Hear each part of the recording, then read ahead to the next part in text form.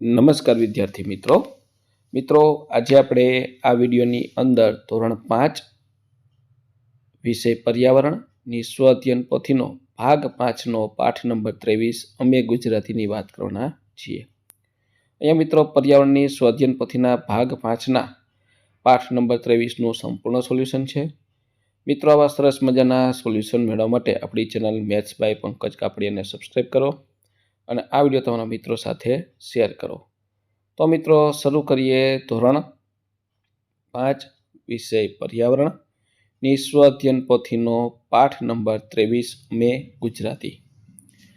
પ્રશ્ન પહેલું, પાઠ્યપુસ્તકના પાના નંબર 256 પર આપેલા નકશાનો અભ્યાસ કરી નીચેના પ્રશ્નોના જવાબ આપો। પહેલું, કુલ જિલ્લા 33। બીજું, ગુજરાતનું પાટનગર ગાંધીનગર। ત્રીજું, ગુજરાતના પાડોશી રાજ્ય મહારાષ્ટ્ર, મધ્યપ્રદેશ, રાજસ્થાન। ચોથું, ગુજરાતનો પાડોશી દેશ પાકિસ્તાન। પાંચમું, રણપ્રદેશ ધરાવતો જિલ્લો કચ્છ।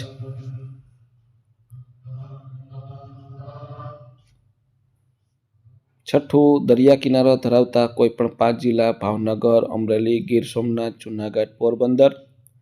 સાતમું, કર્કવૃત પસાર થતો હોય તેવા જિલ્લા કચ્છ, પાટણ, મહેસાણા, સાબરકાંઠા, અરવલ્લી। આઠમું, મુખ્ય મથકનું અલગ નામ ધરાવતા જિલ્લા ગીર સોમનાથ, દેવભૂમિ દ્વારકા, બનાસકાંઠા, સાબરકાંઠા।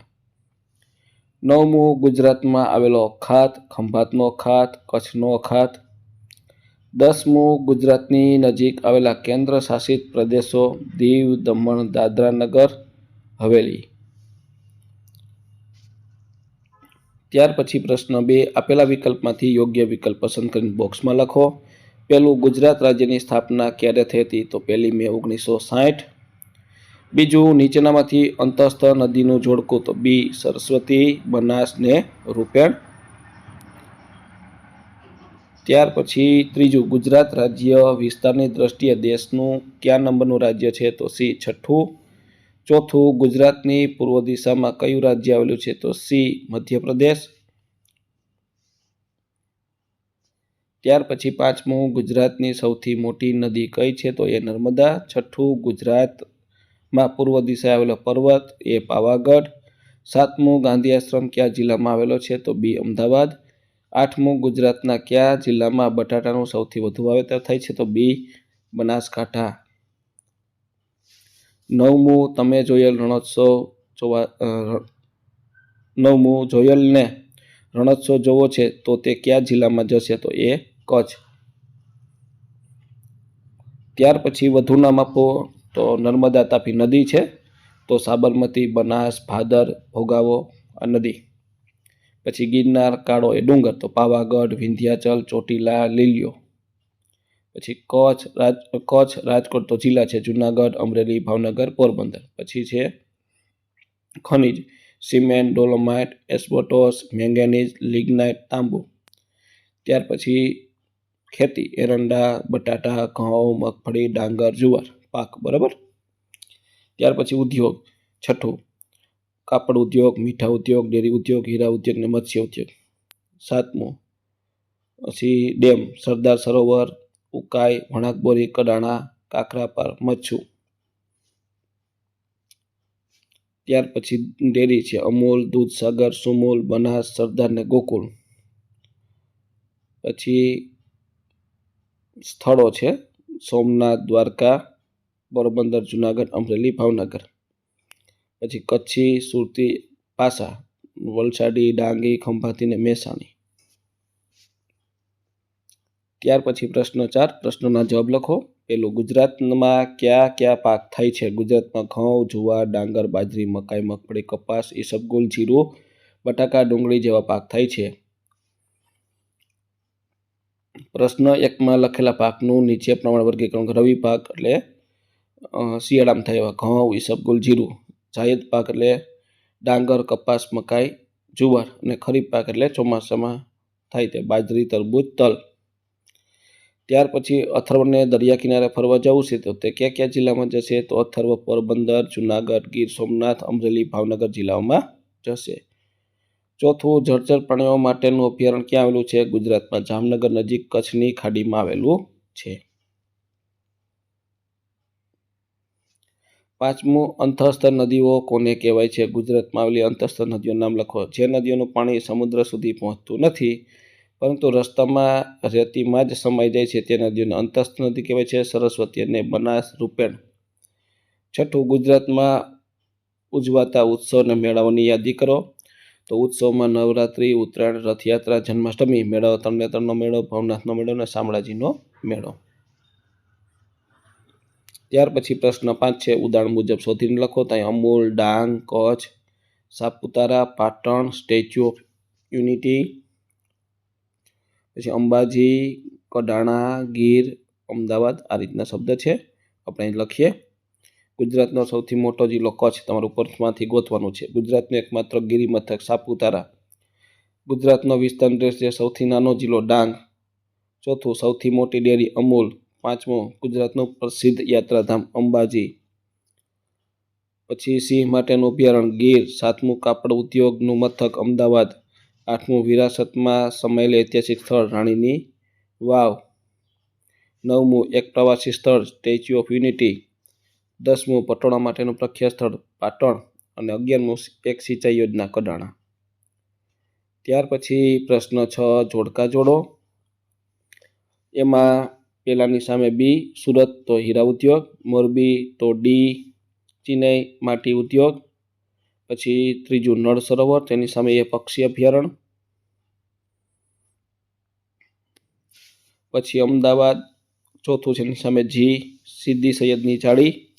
પાંચમું છે એની સામે સી, સૌથી મોટું બંદર કંડલા. પછી છઠ્ઠું, વડનગર, તો એમાં કીર્તિ તોરણ. પોરબંદર, તેની સામે કીર્તિ મંદિર. આ રીતના જોડકા થશે. ત્યાર પછી પ્રશ્ન 7, પાઠ્યપુસ્તકના પાના નંબર 210 પર આપેલા નકશાનો અભ્યાસ કરી નીચેની વિગતો જણાવો. ધાર્મિક સ્થળો દ્વારકા, સોમનાથ, પાલીતાણા, અંબાજી માતાનો મઠ. બીજું, રેતાળ સમુદ્ર તટ ધરાવતા જિલ્લા તિથલ, ઉભરાટ, ડુમસ, માંડવી. ત્રીજું, અભયારણ્યમાં ગીરનું સિંહ અભયારણ્ય, નળ સરોવર, કચ્છ ખુડખર અભયારણ્ય. ચોથું, શિલ્પ સ્થાપત્ય રાણીની વાવ, કીર્તિ તોરણ, મોઢેરાનું સૂર્ય મંદિર, સીદી સૈયદની જાળી. પ્રવાસી સ્થળ સ્ટેચ્યુ ઓફ યુનિટી, કાંકરિયા તળાવ, કચ્છનું સફેદ રણ, ગાંધી આશ્રમ. ત્યાર પછી પ્રશ્ન 8, વિધાનો ખરા છે કે ખોટા. એમાં પેલો, સરદાર સરોવર સિંચાઈ યોજના ગુજરાતની સૌથી મોટી યોજના છે, સાચું. બીજું, નર્મદા જિલ્લાનું મુખ્ય મથક વ્યારા, ખોટું. ત્રીજું, અંતસ્થ નદી સાગરને મળે, ખોટું. ચોથું, દ્વારિકા ભગવાન શ્રી કૃષ્ણ મંદિર આવેલું છે, સાચું. પાંચમું, મગફળીનું સૌથી વધુ ઉત્પાદન બનાસકાંઠા જિલ્લામાં થાય છે, ખોટું. છઠ્ઠું, ગુજરાતની પશ્ચિમ દિશાએ અરબ સાગર આવેલો છે, સાચું. સાતમું, ગુજરાતનો મુખ્ય તહેવાર નવરાત્રિ છે, ખોટું. ત્યાર પછી પ્રશ્ન 9, ચિત્ર જોઈને તેના વિશે લખો. અહીંયા સ્ટેચ્યુ ઓફ યુનિટીનું ચિત્ર છે, બરાબર. સરદાર વલ્લભભાઈ પટેલનો જન્મ 31 ઓક્ટોબર 1875ના રોજ ગુજરાતના નડિયાદ ખાતે થયો હતો. તેઓ ભારતના સ્વાતંત્ર્ય સંગ્રામના મહાન નેતા હતા. તેમને લોખંડી પુરુષ તરીકે ઓળખવામાં આવે છે. આ પ્રતિમા સ્ટેચ્યુ ઓફ યુનિટી કહેવામાં આવે છે. આ વિશ્વની સૌથી ઊંચી પ્રતિમા છે. તે ગુજરાત રાજ્યના નર્મદા જિલ્લાના કેવડિયા નજીક નર્મદા નદીના કિનારે આવેલી છે. આ પ્રતિમા 182 મીટર ઊંચી છે અને સરદાર પટેલનું જીવન આપણને દેશપ્રેમ, એકતા અને અખંડિતતાનો સંદેશ આપે છે. ત્યાર પછી આ ચિત્ર સોમનાથ મંદિર દર્શાવેલું છે. સોમનાથ મંદિર ગુજરાતના ગીર સોમનાથ જિલ્લામાં આવેલું છે. આ મંદિર ભગવાન શિવને સમર્પિત છે. સોમનાથ 12 જ્યોતિર્લિંગોમાંનું એક છે. આ મંદિર અરબી સમુદ્રના કિનારે આવેલ છે. દર વર્ષે અહીં હજારો યાત્રાળુઓ દર્શન કરવા આવે છે.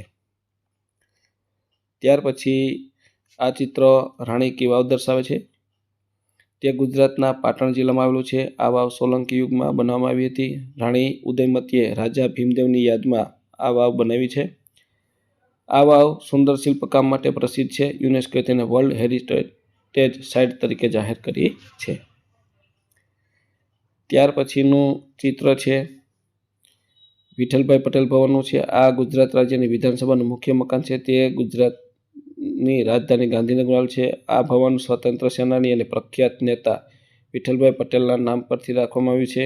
અહીં રાજ્યના ધારાસભ્યો બેઠક કરીને કાયદા બનાવે છે. રાજ્યના મહત્વપૂર્ણ પ્રશ્નો પર ચર્ચા કરે છે. મુખ્યમંત્રી અને અન્ય મંત્રી પણ અહીં હાજર રહે છે. આ ભવનનું આધુનિક અને ભવ્ય શૈલીમાં બનાવવામાં આવ્યું છે. વિઠ્ઠલભાઈ પટેલ ભવન ગુજરાત રાજ્યનું મહત્વપૂર્ણ શાસકીય સ્થળ છે. તો મિત્રો, આ તો આપણું ધોરણ 5 વિષય પર્યાવરણની સ્વઅધ્યયન પોથીના પાઠનું સંપૂર્ણ સોલ્યુશન જોયું. મિત્રો, આવા સરસ મજાના સોલ્યુશન મેળવવા આપણી ચેનલને સબસ્ક્રાઈબ કરો અને આ વિડીયો તમારા મિત્રો સાથે શેર કરો.